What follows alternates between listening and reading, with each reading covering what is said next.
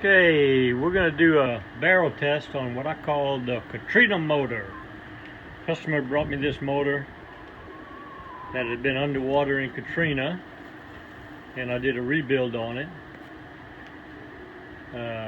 It's a 1958 5.5 horsepower Evinrude. Power head was seized. I actually took a power head off of a 1956 Evinrude and put it in there.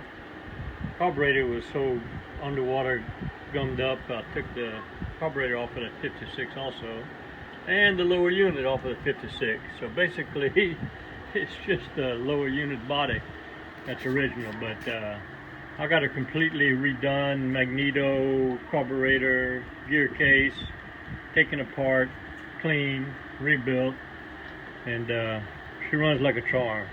It's going to be a warm start. I have been running it already, so let's see how she runs.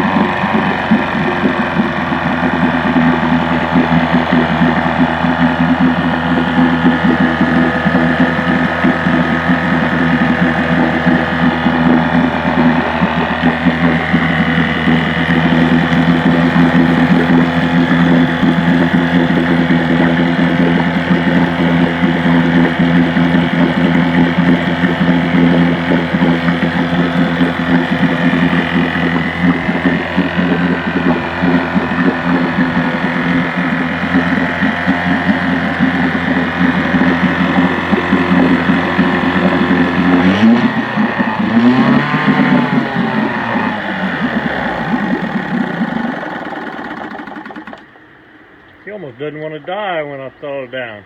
She runs so good.